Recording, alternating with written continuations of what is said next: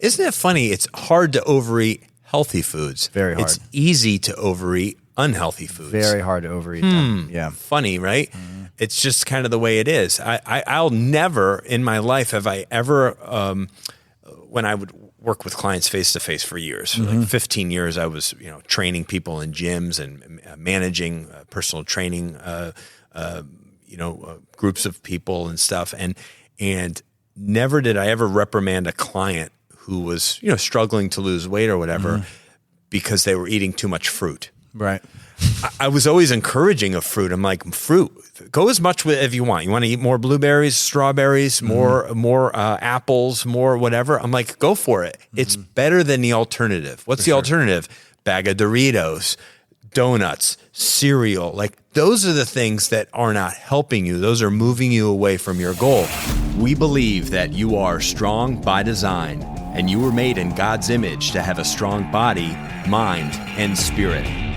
You're listening to the #1 strength and health authority podcast in the world. So let's get ready to unlock your potential and transform your life in today's episode.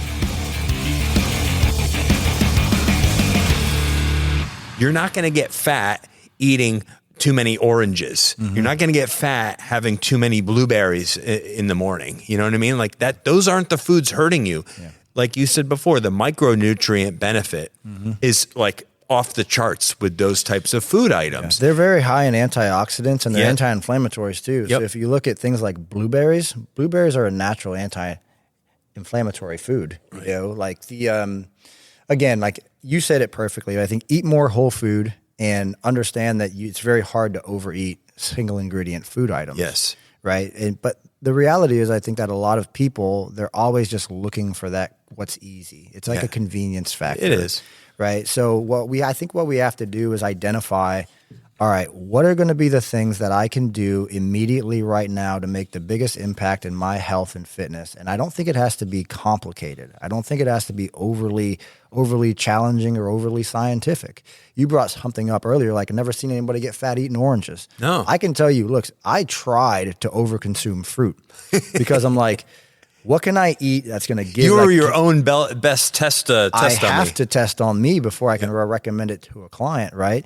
And there was a time when I said, I'm going to sit down and I'm going to actually physically eat as much watermelon as I can. I loved watermelon. I was coaching my kids' baseball team. We were out in the sun all day. I'm like, I'm going to the store. I'm buying a watermelon. I chopped it up. See if I can eat the whole damn thing. Chopped the whole thing up. Well, because you go to Publix and they got the $20 thing of watermelon. I'm like, that's probably only a quarter watermelon. That's correct. All cut up. You mean when it's all cubed. Yeah, that's so like $20. Melon I'll just buy the melon, which is already cheaper. Right. I bought the melon and I bought a knife. I went back to the hotel and I just started chopping it up. And I was like, I don't really have anything else to eat here. I have this watermelon. I brought some grilled chicken from home. And I'm like, I'm going to see how much watermelon I can eat until I'm physically full and I don't want to eat any more watermelon. I got through roughly almost a half a watermelon by myself. And I tracked the macros of it. I knew how many carbs it was. And I was like, I cannot believe that was less carbs than a cup of rice. And I can't even finish it. Can't even finish it. Couldn't even finish. I'm like, but that's whole food though. Yep. That's a very voluminous food. Yes, it is. You can eat a lot of it, but it doesn't really add mostly up too much. Water. Mostly water, a lot of potassium. Yep. And obviously it tastes amazing. Like you get out of coaching a baseball game. A good fruit. Whether you pick your poison, right? Because there's so many good fruits. I just had some pear last night. I cut my son loves a good pear. When you get a good Bartlett pear, that's just perfect, right? You cut into it. It's firm. Crisp, it's not overly brown. Right. It just has that flavor to it. It's as delightful to eat as like a candy because it tastes so good. It's got that right consistency. Yeah. Same way with a kiwi when it's perfect. Same way with watermelon or a cantaloupe, any melon when it's perfect. A strawberry when it's perfect. And down here in Florida we get there's always deals on berries and stuff down here all the time. It's funny because the healthy food, when you do eat it, you do feel good while you're eating it. And the bad foods, initially you feel good, but you feel really bad after you eat it.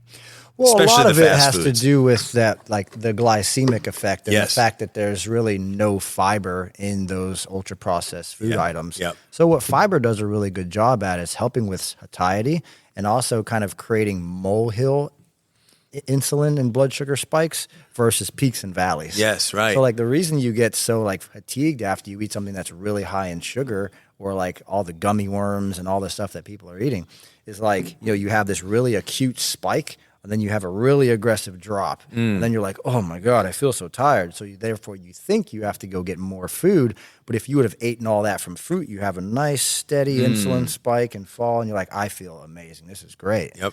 And that's even where like fasting can be a very important tool as well, because most people are the most insulin sensitive when they wake up in the morning. Yes. So therefore, you think about it, if you have something that's very cognitively demanding of you, probably better to do it in almost like a semi-fasted or only protein state, because protein doesn't have a glycemic effect, really. I mean, unless you're consuming like whey protein isolate or something. Correct. But if you're just eating eggs for breakfast with some vegetables, glycemic spike's going to be very minimal. Yep. But if you wake up and you just eat a bagel or a donut, you can have a really aggressive spike and fall, which doesn't allow you to really be sharp and focused.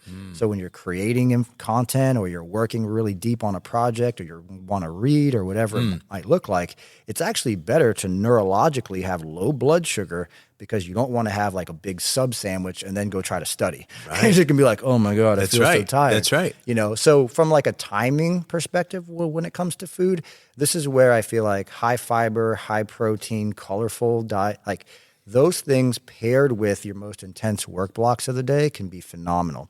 Now, where can carbohydrates be the most beneficial? That's going to be before you exercise. Yeah. Carbohydrate before you exercise is phenomenal, especially when it comes to helping you build muscle, have sustained energy in the gym, produce more ATP, which is where you get your power from, and ultimately sustaining you through a workout. But the reality is that people are actually just consuming carbs all day long and they're not even using them anymore. Yeah, it's not So then strategic. that creates the overage. Your gas tank is full. And what do we need to do to get back to that state of insulin sensitivity? And a lot of it is just making better choices. Yeah. Being an educated dieter, really. It all comes down to the educated dieter. And if you haven't already gone there to check that out, I really encourage you to go. Instagram would be one spot. Yeah, the educated dieter on Instagram. And you also, there's probably a website too. Theeducateddietr.com. Yeah. So, and then tell me a little bit more about, we've referenced the protein bottle a few times, but this is newer for you and your branding. It is, Talk about your awesome branding, your logo a little bit, and this good high quality protein. Absolutely. So I have spent the last 15 years being a coach to clients all over the world, helping them improve their internal health, looking at their blood work, improving their cardiovascular measurements, improving blood sugar, like I've talked about, losing body fat, building muscle, pretty much anything from a health-related perspective that you could cover. I've coached them to their goal. And over the course of time, I realized that supplementation was an important piece of that, because very rarely are people getting enough protein via just eating enough food or getting enough micronutrients and so on and so forth. So what I decided to do is I said, I'm turning 40, right? I want the future of what we do to be more family oriented. And I think when you get to about 40, like your perspectives change a little bit. Things start changing for sure. You want to be able to build something that's bigger than yourself. And what I wanted to do is I wanted to incorporate my family into a new company. So what we essentially did was we had the demand of our clients that wanted a good quality protein powder, because if you look at the landscape of protein powders, you have a lot of companies that are dumping a lot of extra ingredients into their protein that don't need to be there, right? You don't need a bunch of extra filler carbohydrates and a ton of extra flavorings and fats and carbohydrates in a protein powder. It's called a protein powder for a reason, right? So what we want to essentially do is remove as much of that as possible so that people don't have to deal with the bloating, people don't have to deal with the histamine intolerances, people don't have to deal with a less quality protein. We could essentially create a really good whey protein isolate, remove all the filler junk that you don't need. And so with this new brand that we've launched as a family, it's called Family Fueled Nutrition. And the logo, FNF, it also has 6 dots, which represents me, my wife, and our 4 kids. It was very important for me to bring a quality protein product to the market, because essentially our clients demanded it, and I needed something that I could also give to my kids. So my kids, they're young, they're vibrant, they're athletic. I wanted to make sure that I could create something that they actually liked. That you're proud of and that they also would actually consume without you forcing them to. Absolutely. So I'm proud of it. Our kids really enjoy it. And we also aren't hiding behind I like the back, proprietary blend labels or anything like that. No. So we have a complete amino acid profile here. And one of the most important amino acids is actually leucine. Yeah. So when you talk about activating something called the muscle protein synthetic response, it requires about 2.5 to 3 grams of leucine to actually turn on the light switch to help you begin to rebuild lean body mass, like after you resistance train.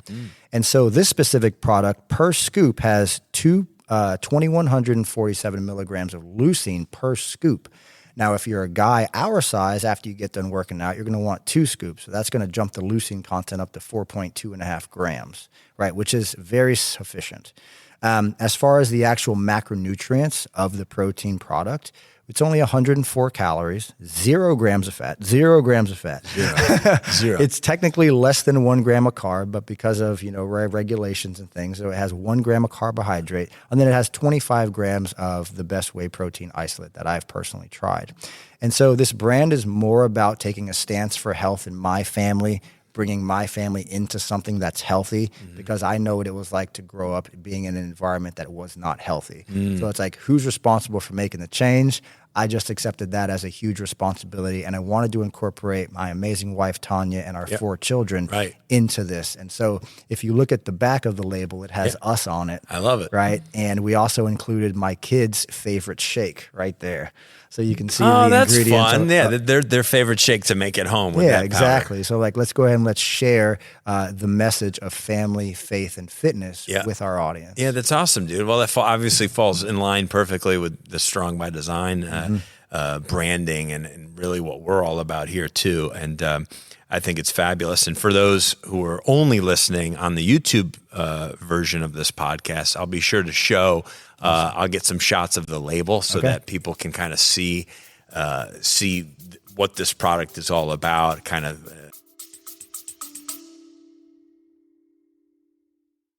Let me ask you something real quick. When was the last time you did something intentional for your brain? Not for vanity and not for performance, but so you can stay sharp, present, and fully there for the people that you love. Because here's the truth, as we get older, mental clarity doesn't fade overnight, it slips quietly. Names, focus, energy, patience, and the people who feel it first aren't us, it's our spouse, it's our kids, even our grandkids. That's why I take NeuroThrive every single day. It supports the mitochondria in your brain, the tiny engines that power memory, focus, and mental energy, so you can stay sharp and engaged, not checked out. And for Valentine's Day, we're doing something special just for Strong by Design listeners. Right now, you can buy 2 bottles and get 1 free. 1 for you, 1 for someone you love, and 1 to keep as a backup. Just go to criticalnutritionlabs.com/strong by design. No code, no guesswork. But this offer only runs through February 14th. Take care of your brain because the people you love are counting on you. Kind of attach themselves a little bit too, a little bit more.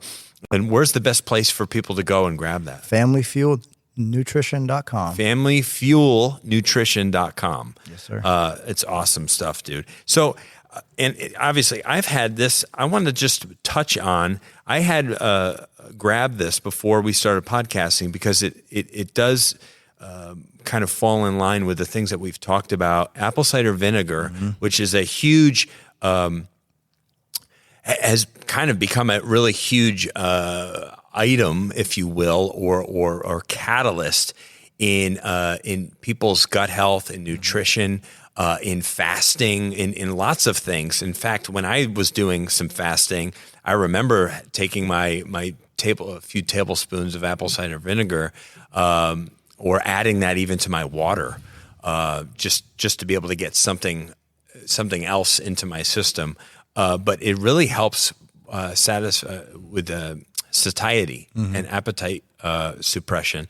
and helps our inflammatory response. It has a lot of. Do you have any insights or wisdom when it comes to apple cider vinegar in its liquid form? Or obviously we have gummies here, which are a little bit easier on us. Not directly when it comes to apple cider vinegar, but I have seen some. I have seen some times where you could actually utilize it to help improve gastrointestinal health. Yes.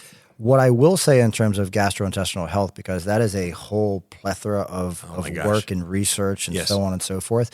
What I will say in terms of your GI health, we are as humans what we absorb, not inherently always what we consume, but out of what we are consuming, how much are we absorbing? Sure. When it comes to gut health, I think that's the biggest picture that we're trying to create here is like, how can we optimize health to make sure we're absorbing all of the right things? Yeah. And we have all of the various vitamins and minerals that are going to help us do that. So having proper detoxification pathways is very important to do that, because you don't want your large intestine, which essentially is where everything's absorbed. Yeah. You don't want that to be completely gummed up because you've never detoxified your body appropriately. So from a GI and gut health perspective, it's a really good idea, I would say, annually to focus on liver and gastrointestinal detoxification. So you can ensure that the things you're putting in your body, which is high quality supplementation, right? High quality supplementation, the various products that you guys are utilizing and selling, that we can actually absorb those. How could you absorb them if your gut lining is completely gummed up from all the crap that you've eaten for the last 20, 25 years? So you want to make sure that you can detoxify the liver, which is responsible for 20% of your metabolism. Very important to understand that. Wow. And then we can get all those toxins and all the things that have potentially been bound up in the liver into the gastrointestinal tract and then out of the body. And once you do that, all those receptor sites are a lot more accepting of quality supplementation and foods that you're putting into your body. And now you can actually utilize them the best and feel them the best. Yeah. Oh, that's awesome. It is amazing that, the gut really dictates so much about how we feel in our day-to-day, our mood, our energy levels, obviously how we're absorbing or not absorbing the things that we're eating. Just even people's ability to move their bowels and stuff really plays a part in like how they operate, how they feel throughout their day. I think even just, I'm not trying to get gross or anything, but I think a really good example for people is like, think about when you're moving your bowels, how often is that happening and how regular is that happening? And if you're having bouts of constipation, if you're not moving your bowels on the regular or feeling consistent with how you move them, there's probably some things off, right? There's probably some things wrong there. Yeah. So when we have a new client that comes in that's interested in working with us, we have them complete what we call an MSQ, which is short for Metabolic Stress Questionnaire. Now, on this Metabolic Stress Questionnaire, there's a lot of different questions. And what we're essentially looking for is, if I'm analyzing this MSQ, where's the bulk of the problem? Because you can add up and tally everything up. And do you have things like weighted with certain like a point system? Yes. So it's basically 1 through 4. Do you have headaches? Do you have insomnia? Do you have like low energy? Your sex drive? Like all those kind of things. How often you go into the bathroom? All those things. And so we can tally up a score, but then we can also see where are the problem areas. And it's relatively common with people that are either chronic low-calorie dieters or under a lot of stress, or they don't have their hydration dialed in, or their diets are just terrible, that their detoxification pathways are significantly slowed down. So you want to think about it in terms of we are what we absorb, right?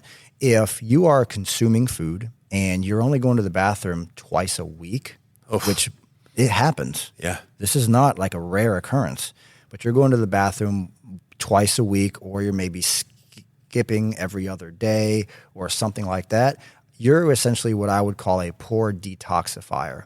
So people that are poor detoxifiers, the things that they're putting in are not getting out, which ultimately makes the physiology a lot more toxic and susceptible to health-related dis-ease in the body. Wow. So we have to detoxify.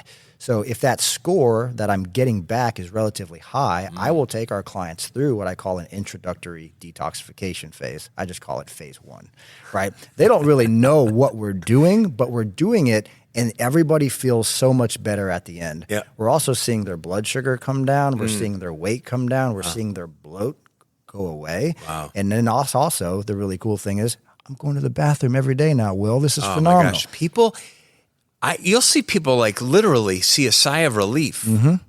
Oh, yeah. I'm like, I went to the bathroom. I feel so much better. Or I've done that all week. Like it's almost like a epiphany. Like this is like life changing for If people. you're not going to the bathroom every day, that's a problem. That's a problem. Yeah. I am like clockwork. And I'm not saying I'm like the peak of health or anything, but I am so regular. I get up and within 30 minutes generally of me being awake, my routine is pretty typical. I don't get all the sleep I should get. I probably averaging closer to 7 hours. I should be. I'm missing an hour. I need to go to bed earlier. We're not perfect, Chris. We're not perfect.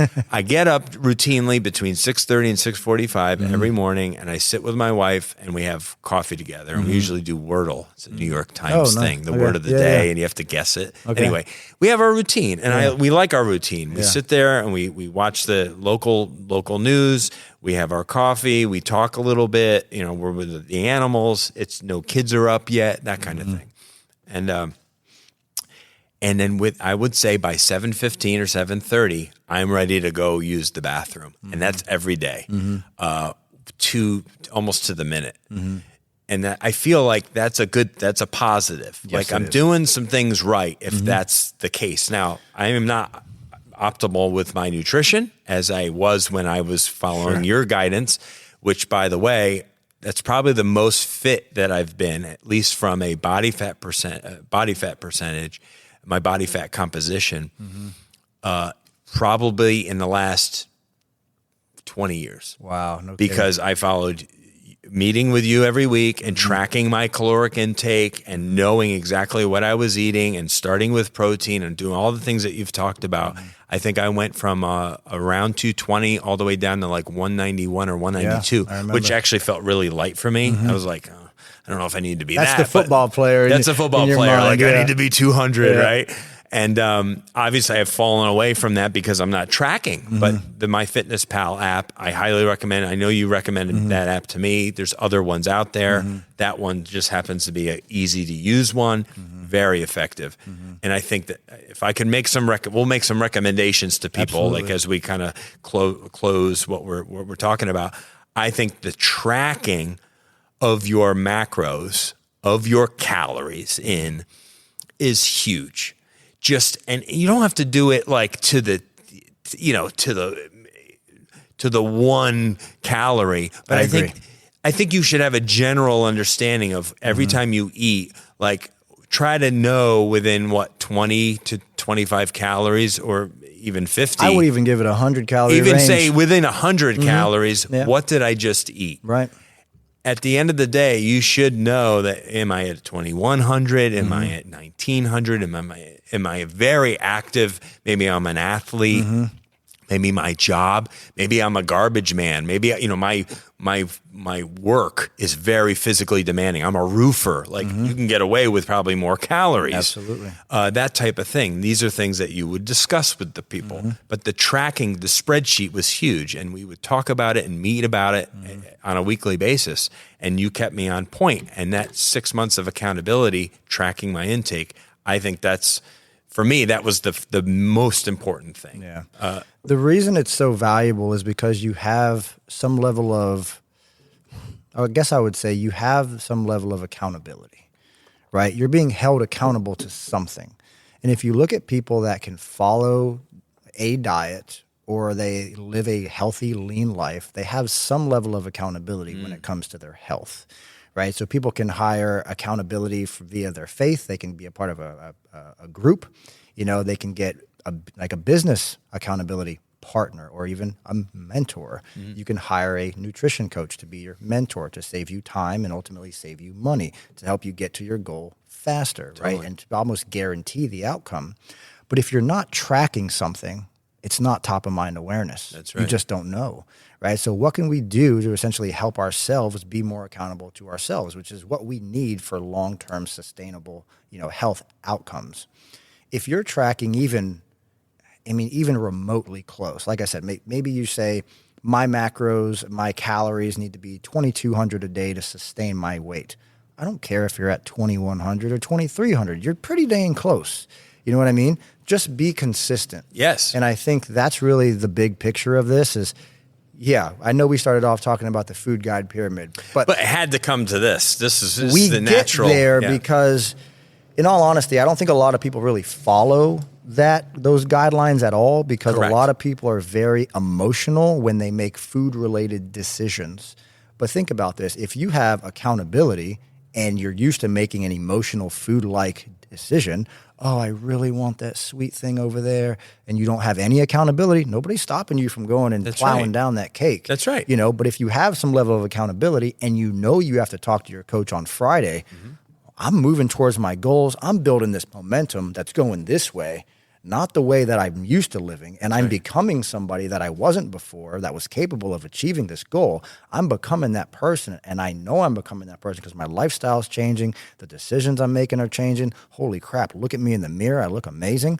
Then you're naturally going to move in the direction of the momentum. But you have to have some level of accountability, and you have to have adherence.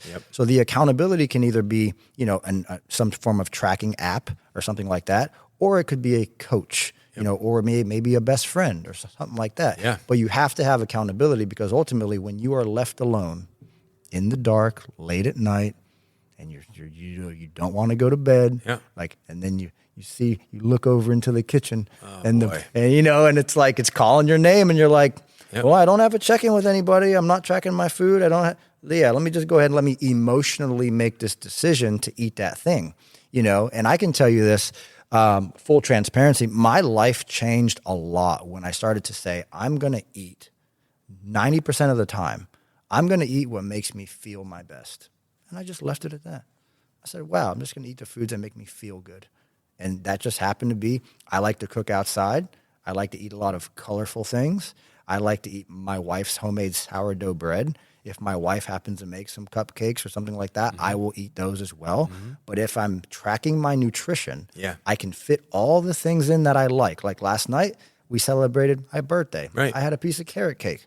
It's a pretty big piece of carrot cake too. I love carrot cake. It was like a 600, 700 calorie piece of carrot cake. But you knew it was coming. I knew it was coming, so therefore I just accounted for it. Now, granted, I was out at the beach all day yesterday, and I got like 10,000 steps in, which is more than I usually get. Highly active day. Tracked my breakfast, tracked what I had for lunch, tracked my dinner. And you could have even ended up in a deficit. I was. Because I set aside 1,000 calories for the desserts. You were empowered. You knew what you could get away with. It's the system. It's the strategy, right? And if you're approaching your health and fitness with no system or strategy, I think you ultimately end up probably exactly where you are, which is the same thing from like a financial perspective, right? If you're not tracking your profits and losses in your business, it's no surprise you may end up where you're at. Or your personal expenses. You know, it's like, I know I should track my profits and losses and see, but if you spend more than you make, there's a negative to that. Yeah, you can't just spitball everything. In the same capacity, health and wellness is the same way. Like if you look back and you're like, wow, I've maybe put on maybe 20, 30 pounds that I didn't want, and you're a woman that's going through perimenopause or something, why is it? Why'd that happen? And it doesn't take a rocket scientist to figure that out. But you're like, man, when I was in my 30s, I was working out, I was moving, I was eating healthier. And then because I started not to feel my best because of the throes of perimenopause, right, you decide to start making different decisions. I don't have energy because of all these hormonal fluctuations. So therefore, I don't really want to go to the gym. It's kind of a little bit of an emotional day. Let me have that glass of wine. Let me begin to add these things in. And then you look back 10 years and you're like, my life has changed significantly. And I think you always have to audit your life as well, Chris. I think you have to be able to say, and this is why I think like we're in the new year now, right? And I think at the end of every year, you have to be able to put your life up for a review in a sense and say, what's going really good? What's not going so good, and what do I need to change right now to make 2026 my best year ever? And sometimes that is, you have to look at your health, you have to look at your work, you have to look at what you're passionate about, your finances, your family, your faith. Like look at all those things that make you who you are and essentially double down on the things that you deem to be the most important. For some people, that is health. And for some people, they may look upon these food guide periods and it might be like, man, RFK is the best thing to ever happen to America when it comes to health. I would agree with that. I think it's phenomenal. Yeah. I even love the ideas of them like bringing gyms into airports and stuff. I think it's amazing. It seems silly, right? Yeah. But it also makes sense. Oh, it makes a lot of sense. It also is like just one little change here and one little change there can make all the difference. Just like we talked about before, it's little food swaps, make all the difference. Instead of having a Nutri-Grain bar, you have a handful of berries or a fruit. Instead of having a bowl of ice cream as your sweet treat at the end of the day, cut up have some sliced apples with like a natural peanut butter or something. Right. It's like that's still super satisfying to eat. Have some. I love cherries. The nice black cherries that are huge, awesome, like superfood. And that satisfies me just as much as like a candy or a candy bar or something sweet. Like I feel really good eating them. They're delicious, and I like spitting out the little pit back into the bowl when I'm done. It's just you have to find food items that still satisfy you, that still like light you up a little bit and get you excited, that are more densely, have a nutrition value to them. Completely agree. Yeah. A lot of people, I believe, they think dieting and eating healthy is like this demonized or bad thing. Yeah, right. Right. But it's just because of how they grew up, what they heard, what they've tried, the diets they've tried, and they're so restrictive. But most of the time, if you look at really fit, healthy people, they live a relatively flexible lifestyle. Yeah, that's right. They're not all or nothing. If that was the case, bodybuilders would be the healthiest people on the planet, but they're not, right. Because they restrict everything, right? But most of the time, people that are following a very well-balanced, meal plan, if you will, or just having the flexibility to know that in this meal, I need a protein source, I need like a fruit source, I need a vegetable source, maybe a little bit of fat added in here, and what's my carb going to be, right? And then do that 80 to 90% of the time, and then in the other 10 to 20%, well, like what you're saying, if you want to have a serving or two of ice cream at night to spend time with the kids, or you want to have a piece of pumpkin pie during Thanksgiving or some apple pie at Christmas or like whatever, or even maybe your wife made some homemade sourdough, or maybe you got a cake or a cupcake or something. As long as you account for it, those little treats here and there, those are the 10 to 20% of the food intake that actually allow you to know and believe you're not restricting yourself. You have the power to actually be able to eat those things as long as you fit them into your daily calorie allotment. And if you do that, Chris, I can tell you it's very fulfilling. Yeah. It's also very empowering, because just like last night, I sat down, we had a carrot cake, and my wife, the kids blew out the candles and everything, and I'm like, I can allot for this much of that cake. Yep. And when I ate that much of the cake, I didn't want to eat any more. That's right. And so there's a lot of power there, but it's also just understanding that people that have the power to and the tools to live a healthy lifestyle, they do more of a flexible approach. So they can fit the treats in when and if they want them, but the majority of the things that they're eating them because they feel good eating them. Yeah. Yeah. Get good at feeling good with healthy foods.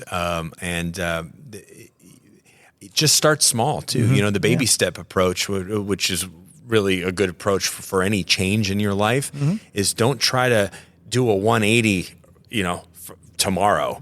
That's a lot of pressure, and it's not sustainable for pretty much anybody. It's an extreme thing. But if you can just start something different, maybe it's one change, and get good at that one change, and then maybe a month later you say, you know what, now instead of just now I'm not buying my 400 calorie coffee at Starbucks, I'm making my coffee at home. Save yourself a lot of money doing that too. Just save myself a lot of money and a lot of calories, so that double win. Yeah, absolutely. Next month, I'm going to do this one change. With my late night snack, I'm going to make a change to what it looks like. Yeah, or drink more water, or drink more walk water. Your dog. Start my meal with protein. Whatever those are, there's a lot of them. Maybe write down. Maybe a great start right now for people listening is, what are 25 things that I would maybe like to do that would be a baby step move? Right. And I'll write those 25 things down, and I'll just start with the first one. Or Start with one. And just work down that list. And once you kind of secure that one, then you can move on to the next. And then over the course of a year, imagine the change that you could make for yourself. Absolutely. And don't think that, you're going to undo all the damage that took you 5, 10, 25 years to inflict on yourself with poor diet habits and, poor choices and a lack of activity, lack of exercise. It's not going to change tomorrow, but if you start the change tomorrow over a course of a year, it's unbelievable what you can do. You can take back your health inside that year and be like a new person. So, and it really does come down to accountability. And I couldn't encourage you more to go check out Will at the Educated Dieter, because you'll really he's such a great person. And he's a family man, like we've talked about. He's got a great faith, and he's just a terrific human being. And so he's going to care for you. He's going to do what you need for your life, not just some general cookie cutter plan. That's very important. That's the whole thing. Yeah. If you want to know more about our apple cider vinegar gummies or anything else that we sell, we have a lot of things. In fact, I just gave you like 5 different things in the kitchen. Up now. Or loading you up with critical. Go to criticalnutritionlabs.com. Obviously, you've heard me talk about it in the past. The apple cider vinegar gummies, one of our newer additions, and they're terrific. They promote weight management. I mean, they help you in a lot of capacities, and they're a lot easier to take than the straight liquid right out of the bottle. Yeah, that's brutal. That can be brutal. It can be tough for people. I mean, you could get used to it, but it's hard on the teeth. It's acidic. It burns going down your throat. These do not. I actually look forward to eating these. Nice. These are my finisher. So when I take all my, when I take my amino acids and my multivitamin, I take a lot of different things, probiotic, omegas, I finish with this. This is like my treat. And these do taste really good. So I couldn't recommend those more. There's so much more we probably could have discussed. So maybe we will have to do a legit part 2 of this conversation later this year, because there's so much good stuff that we could have even gotten into that we didn't. But I think this was a really good eye opener for people to start to take control of their weight, of their health, to start thinking long term. You're 40 now. I'm 50 now. Like, what's the next 40 years? What's the next? I want to make it to 100. You probably do too. The only way we're going to get there is if we're doing the right stuff right now. Absolutely. And so, I encourage all of you listening. Like, it's never too late. Like, today is the gift. Start the change today and just do your baby steps, and you'll get there. Believe in yourself. So, Will, love you, brother. It's so great for you to be here. We're going to work out now. We're going to go get some lunch together. That's it. And it's going to be a great day. And we just thank you all for being here along for the ride here on Strong by Design. It's always so much fun. So many great things discussed today. Go back, listen to this again probably. There's probably a few moments there where Will just went for 10 minutes straight saying something genius. Go back and listen to that a few more times. And please share this episode with a friend or a family member, somebody you care about who needs to start to make some changes in their life to optimize their eating and to get back to health being a priority in their life. We love you, and we'll be back next time on Strong by Design. See ya. Thank you so much for listening to the Strong by Design podcast. If you found value in today's episode, please subscribe so that more people can find out about our show. Plus, you don't want to miss any future episodes with the amazing guests and topics we have lined up for you.